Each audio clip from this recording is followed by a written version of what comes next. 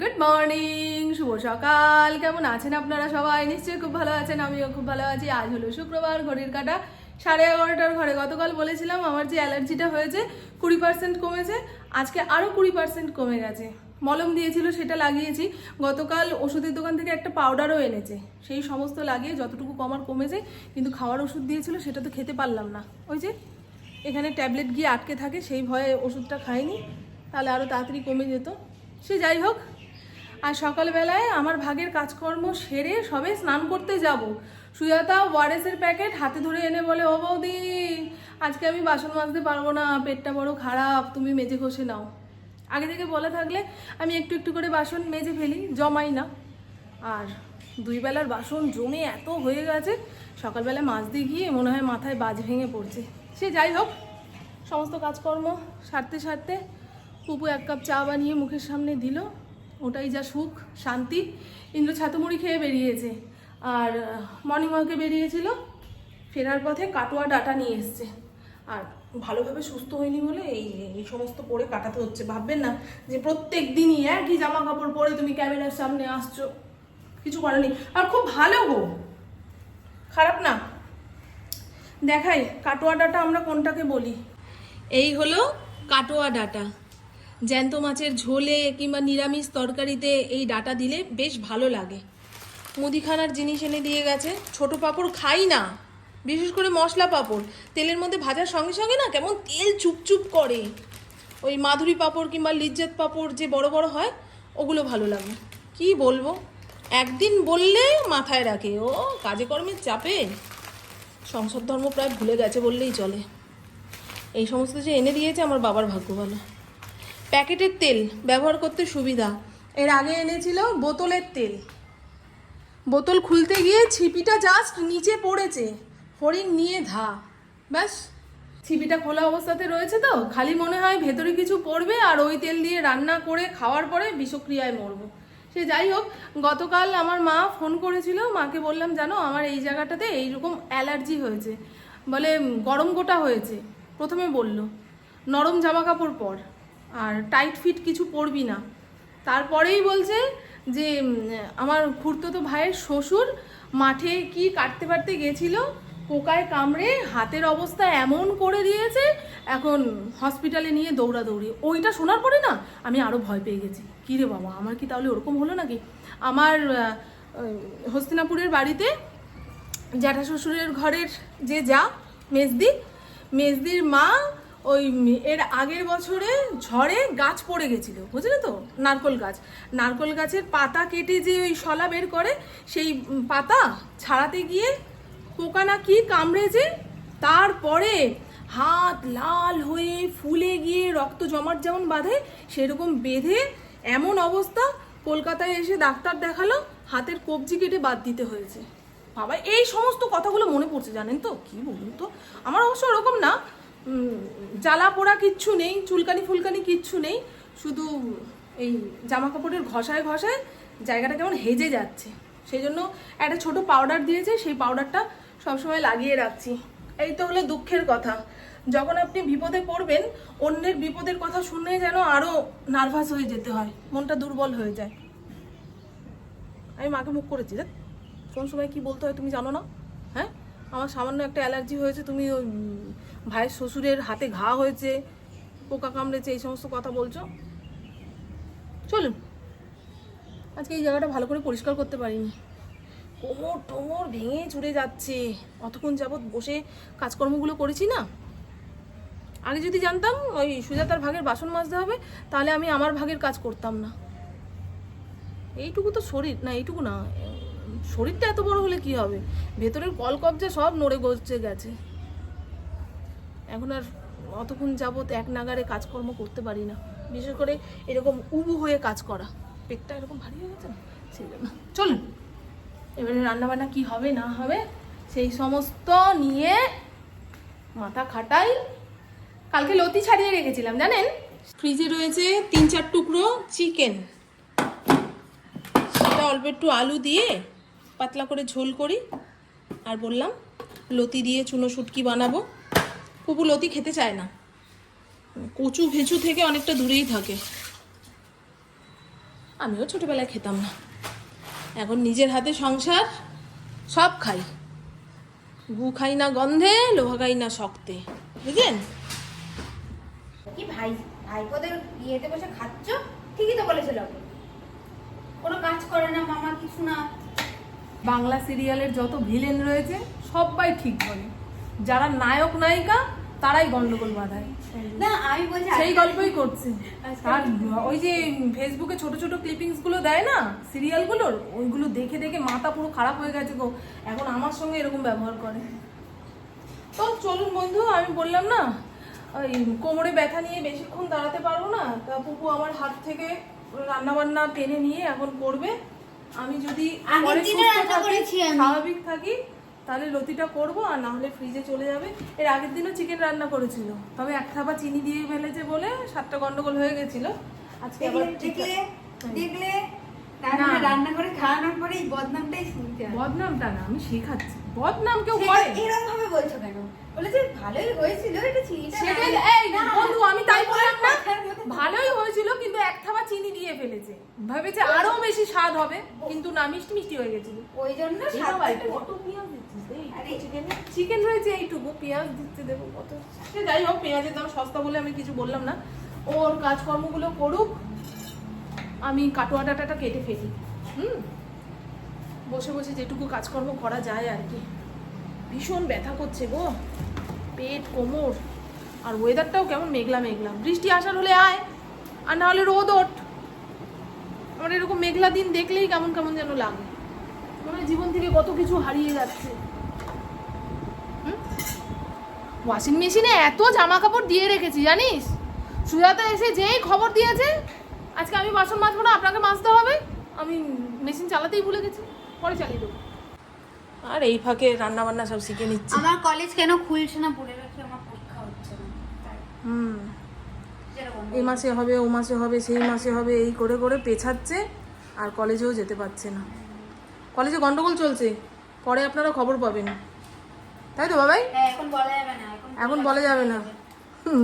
এমনি চারিদিকে যা অশান্তি, ওই তো খবরের কাগজের প্রথম পেজে দিয়েছে দুর্নীতি, চাকরি বাকরি নিয়ে। মা আমি কিন্তু সেজে নেই। ওই দেখো, দেখেছো তো? ও না সাজলে ক্যামেরা লাগছে তো আমাকে। এই আবার আমার দর্শকরা বলবে কাজের লোক মানে তুমি তো ছোট করছো। আমি বলেছি বিধ্বস্ত ইয়ে লাগছে, মানে তারা অনেক খাটে তো, কিভাবে আর বলবো। হ্যাঁ বাবারে বাবা, এখন মানুষ সহজ কথা সহজভাবে নিতে পারে না। ওরকম ভাবে কিছু বলি না, এখন ক্যামেরা অন করে কথা বলছিস মানেই আগে শিখে লিখে কথা ভেবে বলতে হবে, বুঝেছো? যাদের হাতে ক্যামেরা তারা হলো ভগবান, তাদের মুখ থেকে ভুল কথা বেরোলে চলবে না, তাই না বন্ধু? গর্দান কাটা যাবে, জিভ কাটা যাবে। এই তো দাবিটা কি? অনেকে এই ডাটার শাকগুলো ভেজে খায়, কিন্তু তেলে দিয়ে ভাজার পরে না মজতে চায় না, আমার ভালো লাগে না। এমনি আমি নোটে শাক ভালো খাই না, সব শাকের মধ্যে নোটে শাক আমি জঘন্য খাই, জঘন্য থেকে জঘন্য খাই। কলমি শাক ভালো লাগে, লাল শাক ভালো লাগে। এইটুকু মশলা মা? আরে আমি একদম ম্যারিনেট করি। ও আচ্ছা আচ্ছা, চিকেন ম্যারিনেটও করা হয়ে গেছে? এ সর্বনাশ, তো মারাত্মক লেভেলের রান্না বান্না হবে রে। লবণ দিয়েছিলি? গুড। খুব এর আগের দিন চিকেনটা করেছিল, খুব ভালোই করেছিল। এই লতি আর রান্না করা যাবে না জানেন তো, এও তুলে রাখি।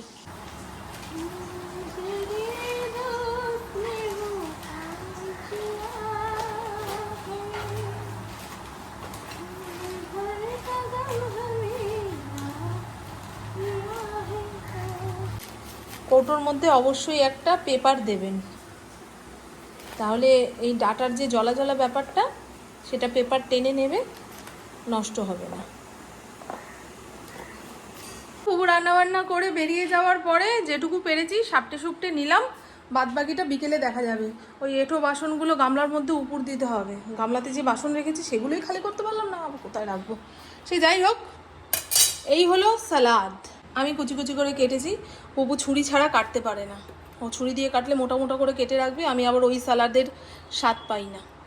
সব জিরি জিরি করে কেটেছি, লেবুর রস চিপড়ে দিয়েছি, খাওয়ার সময় লবণ দিয়ে চটকে মেখে নিলেই দারুণ। আর পুপু রান্না করেছে চিকেন, কালারটা কি এসছে, হ্যাঁ একদম লাল লাল ঝাল ঝাল কষা কষা। এই দিয়ে ইন্দ্র ভাত মেখে খেতে পারবে না, বুঝলেন, একদম শুকিয়ে ফেলেছে। তাই জন্য ডাটা দিয়ে মুসুর ডাল করেছি। দাঁড়ান দেখাই নেড়ে চেড়ে। ডালের জলটা ওপরে উঠে এসছে তো, ভাববেন এ ডাল না জল। এই দেখুন, দেখেন, এরকম ডাটা দিয়ে ডাল, সঙ্গে একটা গন্ধরাজ লেবু আর আলু সেদ্ধ, আলু ভাজা, যা হোক, তাই দিয়ে গরমকালে এক থালা ভাত খাওয়া যায়। ডাটাগুলো টাটকা তো, তাই এটা দিয়েই ডাল বানালাম। আমার বাপের বাড়ি শ্বশুর বাড়িতে নিয়ম আছে, শুধু ডাল রান্না করা যাবে না, তাহলে আটকুড়া ডাল বলে। ডালের মধ্যে কোনো না কোনো সবজিপাতি দিতেই হবে, সে ডাটা হোক পাতা হোক। পুপুকে ঠেলা ধাক্কা দিয়ে চান করতে পাঠাচ্ছি। যাচ্ছি যাবো করে মোটে স্নানে যেতে চায় না। দুপুরে স্নান গিয়ে হবে বিকেলে। মনে হয় কত বড় জাহাজের মতো সংসার চালিয়ে ক্লান্ত হয়ে গেছে, স্নান করতে যাওয়ার সময় নেই, ঠিক টাইমে খাওয়ার সময় নেই। দেখুন কেমন চোখ মুখটাই যেন কেমন হয়ে যাচ্ছে। আজ হলো শনিবার, ঘড়ির কাঁটা 1টার ঘরে। দাঁড়ান, রান্নাবান্না পরে দেখাচ্ছি, আগে দেখিয়ে নিই সকাল থেকে আমার বাড়িতে কি কাজ শুরু হয়েছে। এই দেখুন, এই সোজা হয়ে দাঁড়াও। একদম বাড়ির চার দেওয়াল রং হচ্ছে, বাইরেটা চায়ের দোকান থেকে চা এনে খাচ্ছে। আর কতক্ষণ গো? 4:05 বাজবে। এই মরেছে, আর কত কি হবে? ও গ্রিল গুলো তখন তো দরজা বন্ধ করেই করতে পারবো। ও চলুন একটু একটু করে দেখাই আপনাদের। আজ যেহেতু শনিবার, বেগুন ভাজা হয়ে গেছে, এখন নিম পাতাগুলোকে ছাড়িয়ে নিম বেগুন বানাবো। মানে আলাদা করে নিম পাতাটাকে ভেজে বেগুনের মধ্যে মিশিয়ে দিলেই হয়ে যাবে। পুপুর টিউশন রয়েছে, ওকে খাইয়ে দাইয়ে দিয়েছি। এই যে আমার মহারানী। হ্যাঁ, আর এমনি চশমাটা নিয়ে যা। নিয়েছিস? আমি চশমা ছাড়াও দেখতে পাই। পুপুর এক চোখ অন্ধ, এক চোখ ঠিক না রে মা।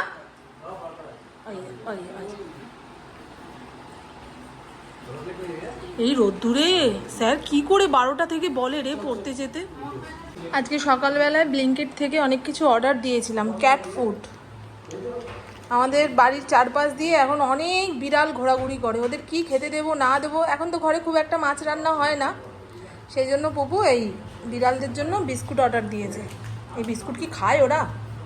পুপুর প্রিয় খাবার ইপি, কালকে বিকেলবেলা খেতে ইচ্ছা হয়েছিল, আমি দোকানপাটে যাচ্ছিলাম না বলে এনে দিতে পারিনি।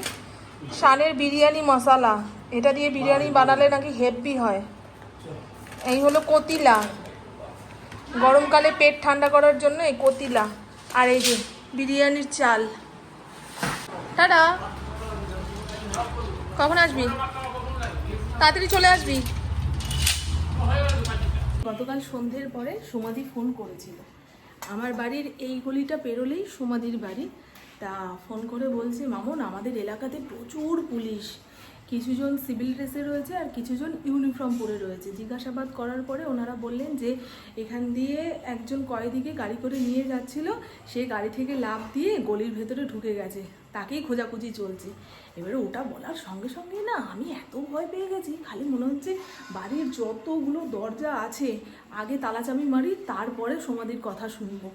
কারণ ফড়িং যদি অচেনা মানুষকে দেখে ঘ্যাও ঘ্যাও করে, সেই অচেনা মানুষ তো আর বুঝবে না রে বাবা, ধরা পড়ে যাওয়ার ভয়ে ওকেই না ঘ্যাচাং পু করে দেয়, এই সমস্ত ভাবছি আর কি। তারপরে ওকে ঘ্যাচাং পু করে দিলে তো আমি টিকতে পারবো না, থাকতে পারবো না, আমিও বেরোবো, আমাকেও ঘ্যাচাং পু করে দেবে। এই কারণে একটুখানি ভয় পেয়ে গেছিলাম। তা পুপু বলছে গাড়ি থেকে যদি কাউদি লাভ দেয় তাহলে ভাবছো ওর হাতে কোনো অস্ত্রশস্ত্র আছে, তোমাকেও কাটবে না, তোমার ছেলেকেও কাটবে না। আমি না ভয় পেয়ে গেছিলাম জানি তো, সেই কারণে আর আপনাদের সঙ্গে টাটা বাই বাই কিচ্ছু বলতে পারিনি। আর তার উপরে তো খবরের কাগজে প্রত্যেক দিন এই যে চাকরি চলে যাওয়ার খবর, এত খারাপ লাগছে। মেয়ের বাবারা কান্নাকাটি করছে, তারপরে যাদের চাকরি চলে গেছে তারা কান্নাকাটি করছে।